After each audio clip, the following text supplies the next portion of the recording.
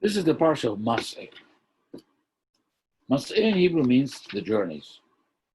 The Parasha begins, Ele Mas'eh b'nei Israel. These are the trips, the journeys that the Jewish people undertook in the left Egypt. Wow, what a beautiful idea. Hashem is going to tell us, right, the 42 stations the Bnei Israel had in traveling in the desert. In 40 years, they had to stop 42 times. Some stops were very short, like one night. Some were as long as 2 or 3 years. But here the Bible gives us, the Torah gives us a list of where all the stations were. What is the reason for these stations? What is the Torah trying to tell us?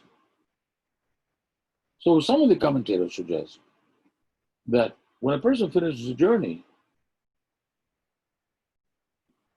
it's a good idea to recall what happened in each place. They did not come to this place accidentally. Every stop was foreordained because it was to fulfill a special function. The Ohr HaChaim in Nehemiah Kabbalah uses the concept that we discussed on other occasions, that in every place, sometimes that you do not know, there are holy sparks hidden that have been captured by the forces of evil. When a person with a certain sanctity, a person who does mitzvot, who studies Torah, passes in through these places, the sparks of holiness are attached to him like a magnet. So he draws away the sparks of holiness, and that way the evil that was living from these with these sparks dies. So every stop that the Jewish people made was the purpose of which was to extract sparks of holiness from the desert in those 42 places. And that's why some sparks were captured more deeply, and there you needed to stay a lot more time until you were able to draw them out. Another spark was very superficial, and you could do it in the course of one day. And that is one of the explanations for the Mas'eh, to remember the places where we went that had a function. And also where miracles may have happened in each of these places. Hashem helped us. But every place where we were had some story of its own. So by recalling the journeys, we also recall Hashem's protection, Hashem being with us all the time. So that is the other reason why we read this section. And I want to point out that in a Kabbalistic way, we could say that all of us, in some way, our lives, our journeys, and every stop that we made as part of our lives, sometimes our stops, represent something we have to do. Sometimes our stop could be very short, just like Bnei Israel could do something in 1 hour. Other times we get stuck in a certain place for a long time, whether it's a job or a marriage or a visit or anything. When we are stuck for a long time, because sometimes the work that we need to do with ourselves, with the environment, requires more time.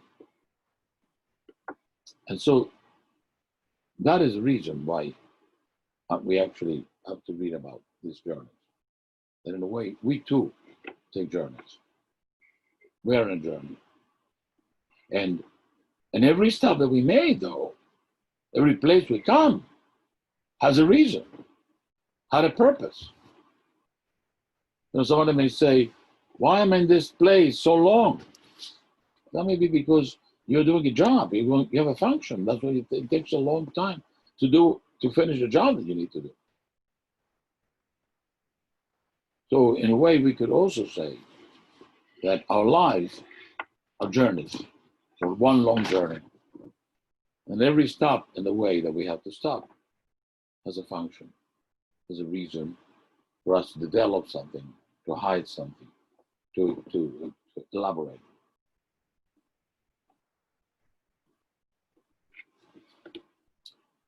In this Parasha, we enter into, it's interesting that we just finished the journeys, and the Parasha immediately veers into the obligation to inherit the land. I want to point out that the inheritance of the land is not just automatic.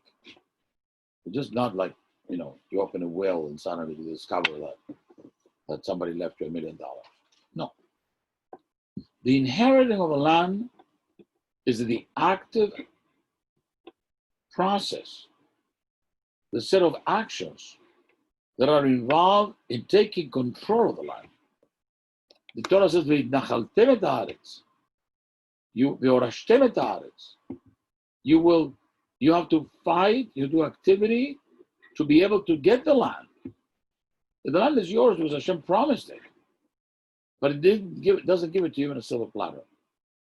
You have to get it yourself. And the getting it with your own actions makes the land, first of all, more beautiful in your eyes. And it also shows that you're prepared to sacrifice, sometimes in a war, sacrifice your life to do what Hashem wants, to take that land that Hashem wants. And so the Torah makes this very clear. We have an obligation to enter the land. In fact, when Yeshua crosses the Jordan, or before he crosses the Jordan, he makes the Jewish people promise that they will not just sit in their little corners that they're going to be receiving without worrying about the other peoples that are living in the land. You have to get rid of them. Because the Canaanites were very great idolaters. And it would be impossible eventually not to be influenced by them. So therefore you have to eliminate them, get out of them completely. Kill them or let them get out. They cannot stay in the land of Israel. And that's what Hashem eventually will get to Moshe.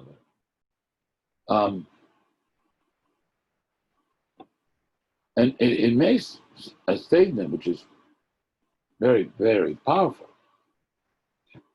on chapter 33, verse 55.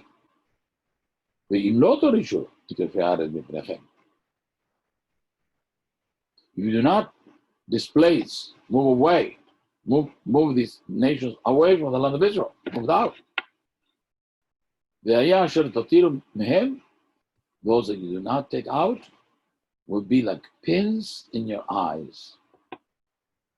And mean, some sort of thorny plant. In other words, these people, you let them stay with you like a good neighbor, eventually they will collapse. You will not be able to have the land at all. And if you leave them in the city and Israel, they will become your enemies. And they'll push you away. Not only they're going to influence with idolatry, immorality, and so on. No. They will actually say, this is our land and you have to get out of it. How true this is today.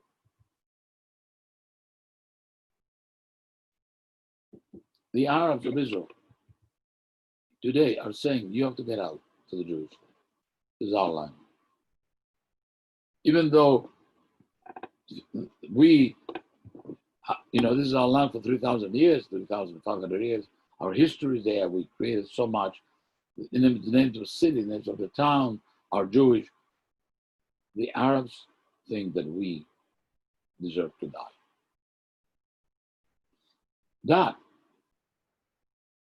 is one of the saddest part of this occurring today.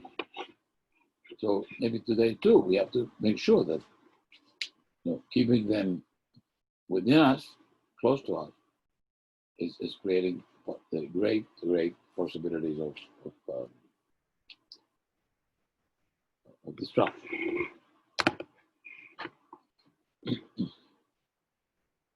So the land here in this parasha is divided into various peoples. So the Torah decides that each one will go in a certain part of the land. After they conquer the land, of course. The conquest of the land takes a few years, 14 years.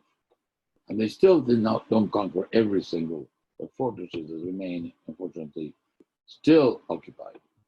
But most of the fortresses are attacked and weakened.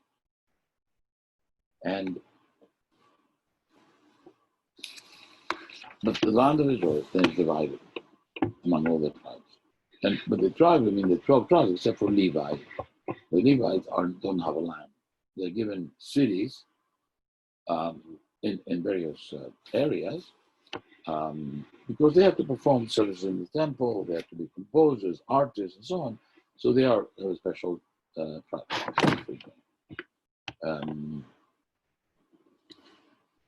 One of the fascinating aspects of this parasha is that it actually gives us the boundaries of the land of Israel. The top of Lebanon, far, far close to Turkey practically. There it is, the beginning of Israel. You dry a land.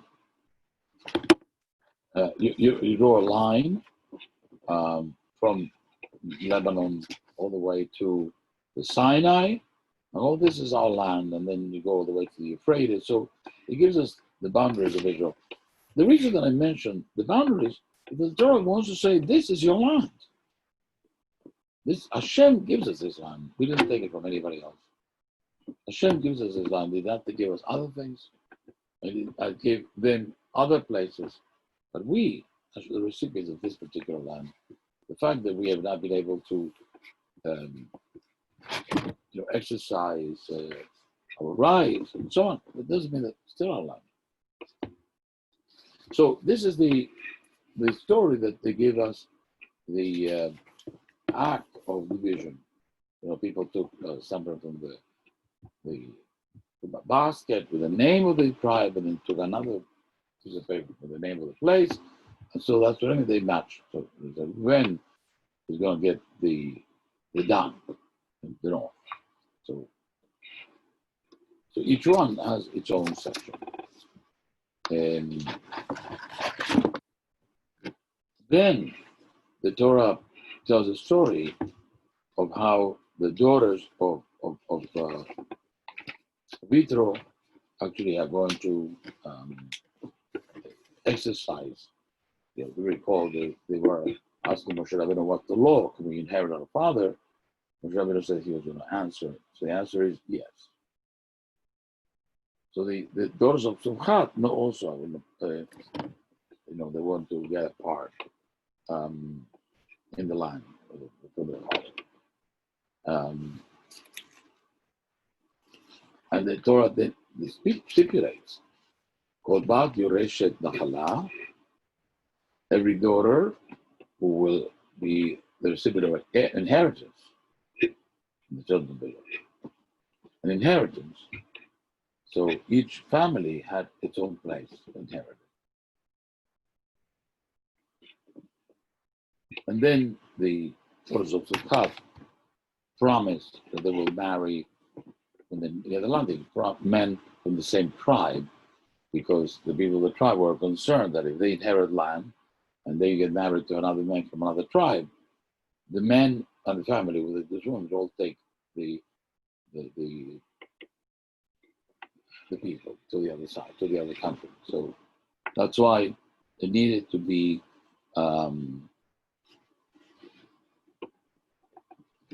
each person, the daughters of Tzadchat had to marry people in their tribe, because otherwise, when they get married to men of another tribe, they would take the land and put it into another tribe, because it goes through the father's inheritance.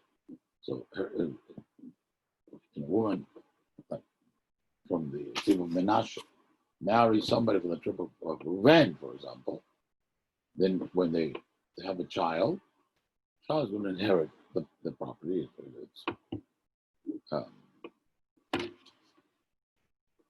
But if the daughter inherits the property, when they get married, the men from another tribe will take the inheritance with them. So the Torah makes a provision that the daughters of Tzolkhat can only marry men of their own tribe. So this way, the land will not travel from one tribe to another. They will still remain in the hands of the tribe of Menashe.